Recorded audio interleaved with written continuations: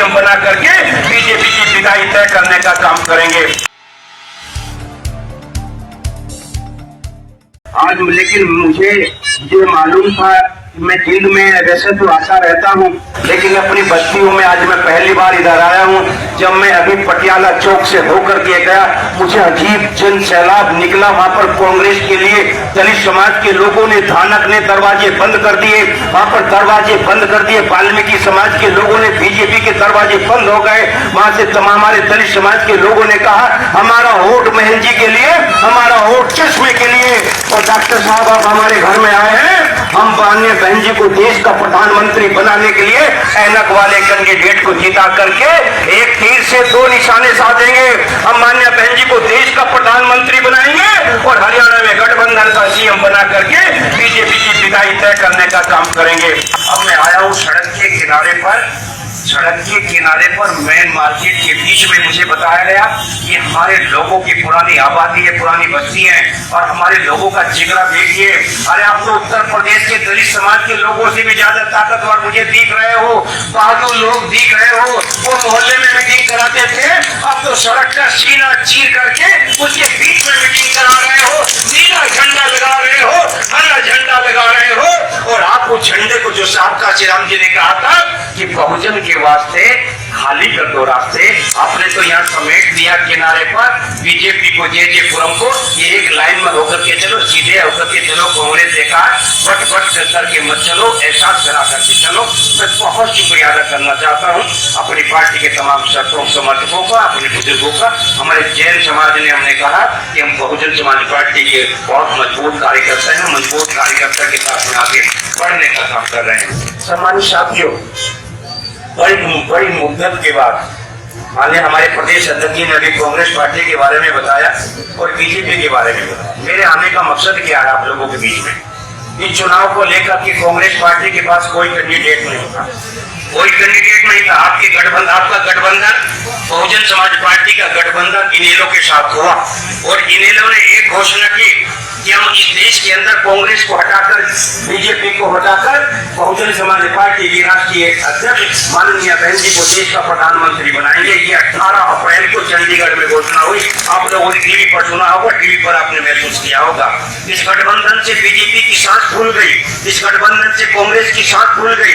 इसके बाद यहाँ अभी उत्तर प्रदेश के अंदर गठबंधन हुआ समाजवादी पार्टी के साथ। वहां पर अभी मीडिया, कल शाम को 4 बजे की खबर है, मीडिया ने कहा उत्तर प्रदेश के अंदर जो गठबंधन हुआ है, 80 लोकसभा की सीटों में से 70 लोकसभा की सीट हमारा गठबंधन बहन कुमारी मायावती जी जीतने जा रही है।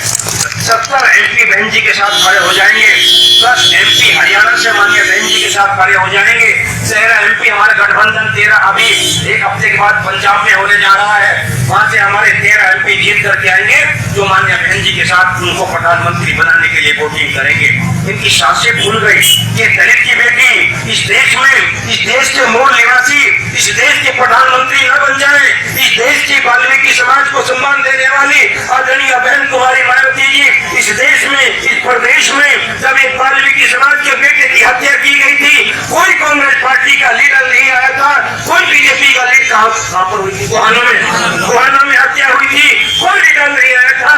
अगर उस वाल्मीकि समाज की हाल पूछने के लिए कोई नेता दिल्ली से बाई रोड चल करके आई थी, तो केवल बहन कुमारी मायावती जी चल करके आई थी। इसलिए मित्रों, साथियों, इस देश के अंदर बहुजन समाज पार्टी की सत्ता को रोकने के लिए वो हताश, वो निराश सुरजेवाला की पार्टी, वो कांग्रेस पार्टी अपना आखिरी मोहरा, जब राहुल भैया से काम नहीं चला तो राहुल भैया की बहन को कल प्रियंका को चुनाव मैदान में इसको राष्ट्रीय महासचिव बनाकर देखा है, अभी ये मैदान में उतरेगी। ये वही प्रियंका है मित्रों, जिसके पति रॉबर्ट वडेरा ने इस हरियाणा प्रदेश में यहाँ की सरकार के साथ मिलकर दलित समाज के लोगों की जमीन पर अवैध कब्जा करके उसको हरण पालन में बेचने का काम किया है। अगर यहाँ से ये जिन से ये शैलजा जिसके लिए वोट मांग रही है, ये कांग्रेस पार्टी चुनाव जीतती है, तो निश्चित तौर से यहाँ पर दलित समाज के लोगों पर अत्याचार बढ़ने का काम होगा। यहाँ पर भारतीय जनता पार्टी, जो बेईमानी का दूसरा नाम है, जो झूठ का दूसरा नाम है, वो भारतीय जनता पार्टी चुनाव जीतने की लड़ाई में बहुत पीछे हट गई है, चुनाव हार रही पार्टी है उसका निशाना केवल बेईमानी के नाम पर चुनाव जीतना है। अभी 4 मेयर के चुनाव हुए तो बीजेपी बेईमानी करके ईवीएम मशीन में घोटाला करके चुनाव जीती। अब बीजेपी यहाँ पर इस चुनाव को एन तरीके से चुनाव जीतना चाहती है। मैं उत्तर प्रदेश से चल करके आया हूँ। मेरे आने का मकसद है, जब मुझे पक्की खबर मिली कि बीजेपी ईमानदारी से चुनाव हार रही है, कांग्रेस चुनाव हार रही है, हमारा गठबंधन वो गांव का बेटा, वो एक गरीब का बेटा चुनाव जीत रहा है, उम्मीद रेडियो चुनाव जीत रहा है और देश में आदरणीय बहन कुमारी मायावती जी प्रधानमंत्री बनने जा रही है, जिसको रोकने के लिए यहाँ पर कांग्रेस पार्टी ने अपनी राहुल गांधी जी की बहन को इस चुनाव मैदान में उतार दिया। इसका मतलब क्या है? इंदिरा गांधी जैसी दिखती है, राहुल गांधी राजीव गांधी जैसा दिखता है, एक ही परिवार का नाम है। यहाँ पर उनके पास में गांधी परिवार के अलावा कोई नाम नहीं है। माननीय बहन जी को देश का प्रधानमंत्री बनने से रोकने के लिए प्रियंका को मैदान में उतारा गया है। नहीं चलेगा ये कार्ड कांग्रेस पार्टी का। उत्तर प्रदेश के मुस्लिम समाज के लोग, उत्तर प्रदेश के बैकवर्ड समाज के लोग, उत्तर प्रदेश के दलित समाज के लोग लामबंद हो गए हैं, अपर कास्ट के लोग लामबंद हो गए हैं। इसलिए माननीय बहन जी देश की प्रधानमंत्री 100% बनेगी। चाहे ये प्रियंका को निकाल दे या वापस में किसी को भी बुलाने का काम करे, अब ये कार्ड रुकने वाला नहीं है। लेकिन मेरे जिन समाज जिन में हो रहे उपचुनाव में हमारे दलित समाज, बैकवर्ड समाज, प्रकाश के भाइयों, अब आपका इम्तिहान है। अगर आप चाहते हो माननीय बहन जी देश के प्रधानमंत्री बने तो यहाँ से एक संदेश निकलेगा। इस चुनाव के बाद अगर बहुजन समाज पार्टी का गठबंधन का कैंडिडेट एनएफ निशान का कैंडिडेट चुनाव जीता है तो निश्चित तौर से बीजेपी की विदाई तय है और कांग्रेस का रास्ता रुक जाएगा। हमारा गठबंधन का उम्मीदवार चुनाव जीत करके चंडीगढ़ के अंदर अपनी सरकार बनाने के लिए आगे बढ़ेगा। 4 महीने के बाद हमारी सरकार बननी हरियाणा में तय है। इसलिए अगर यहाँ से हमारे गठबंधन का कैंडिडेट जीतता है तो पूरे देश में आज जींद के चुनाव पर पूरे देश की नजर लगी है। जहां पर खट्टर साहब रात के अंधेरे में बेईमानी करने की सोच रहे हैं, जहां पर बीजेपी अपने अधिकारियों के साथ ईवीएम में छेड़छाड़ करने की सोच रही है। लेकिन मैं आपको यह आगाह करने के लिए आया हूं, बहुजन समाज पार्टी का कैंडिडेट देहात से भारी मतों से चुनाव जीत रहा है। मैं देहात से निकल करके आया हूं, देख करके आया हूं। लेकिन यहाँ पर वो ये कहते हैं कि देहात का वोट कम पड़ेगी। आप लोग बीच को भाजपा के चक्कर में मत पड़ना। लेकिन मैं ये कहने के लिए आया हूँ कि बहुजन समाज पार्टी और इंडिया का कैंडिडेट देहात से भारी तादाद से चुनाव जीत करके आ रहा है। आप शहर का चुनाव संभाल लो, अपनी वोट में बंटवारा मत होने देना, अपनी वोट को एक राय होकर जिन्हें लोग के चुनाव निशान एनएफ पर बटन दबा करके भारी मतों से चुनाव जिताने का काम करना। ये हम आप लोगों से कहने के लिए आए हैं। अगर यहाँ से निश्चित तौर से यहाँ से पूरे देश की नजर यहाँ पर चुनाव पर लगी है। खट्टर साहब जैसे उन्होंने मेयर के चुनाव में बेईमानी करके चुनाव जीता, वो ऐसे चुनाव जीतने का जुगाड़ लगा रहे हैं।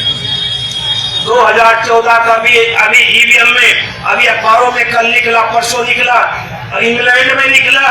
इंग्लैंड में बताया गया जो भारत में जो ईवीएम का 2014 में इस्तेमाल हुआ, बीजेपी ने बेईमानी किया। 2017 में उत्तर प्रदेश में जो चुनाव हुआ, बीजेपी ने बेईमानी करके चुनाव जीतने का काम किया। इसलिए ये बीजेपी ईमानदारी से चुनाव जीतने की पोजीशन में नहीं है। मैं ये बताने के लिए आया हूँ, अगर इन्हें लोग का गठबंधन का कैंडिडेट 1000, 2000, 3000 वोट से चुनाव जीतेगा तो निश्चित तौर से ये बीजेपी बेईमानी करने का काम करेगी।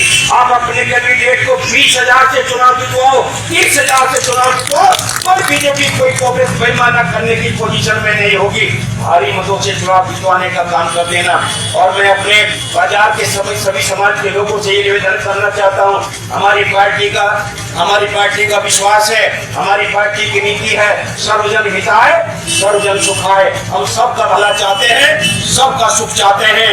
हमारी पार्टी ने नोटबंदी का विरोध किया, हमारी पार्टी ने जीएसटी का विरोध किया। जीएसटी से व्यापारी परेशान, जीएसटी से छोटा उद्योगपति परेशान। नोटबंदी से देश को क्या फायदा हुआ बताएं मोदी? तुमने नोटबंदी नोटबंदी क्यों लागू की थी? देश को बर्बाद करने का काम किया।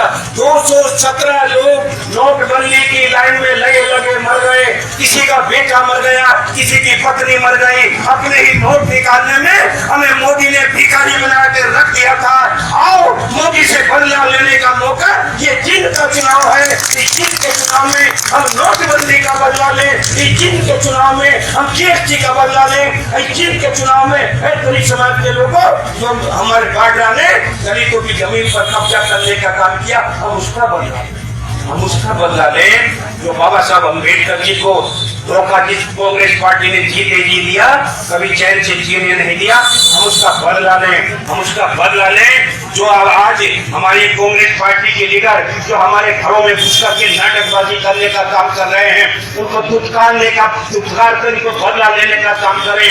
अरे जब चुनाव नहीं था तब हम दलित नजर नहीं आते, तब हम वाल्मीकि नजर नहीं आते, तब हम धानक नजर नहीं आते, तब बैकवर्ड नजर नहीं आते। अब चुनाव है तो धन्य हो बाबा साहब अम्बेडकर, हमारे घर भी तुम्हें नजर आने लगते हैं। हमारी माँ तुम्हारी माँ हो जाती है, हमारी बेटी तुम्हारी बेटी हो जाती है। लेकिन बेटी बचाओ बेटी पढ़ाने के नाम पर तुमने हमारे तमाम समाज के लोगों का अपमान करने का काम किया है। ये हरियाणा सुरक्षित नहीं, देश सुरक्षित नहीं।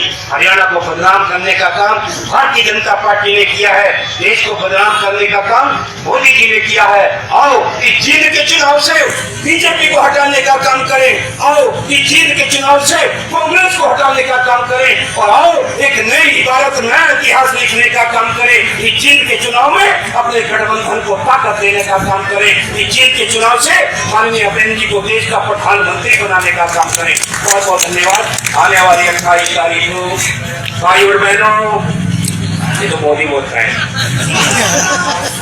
माताओं बुजुर्गों प्यारे बच्चों, आने वाली 28 तारीख को जब अपना की वोट डालने के लिए जाए तो बैलेट पेपर में पहले ही नंबर पर चश्मे का बटन दबाकर माननीय बहन जी का सम्मान देने का काम करें। और ओम प्रकाश चौटाला जी जिनको जानबूझकर इन लोगों ने जेल में रुकवाने का काम किया, और जेल से जिन्होंने मैसेज भेजा, संदेश भेजा, उनको सम्मान देने का काम करें। और इन्हें लोग गठबंधन बहुजन समाज पार्टी की गठबंधन के कैंडिडेट को जितवाने का काम करें। बहुत बहुत धन्यवाद।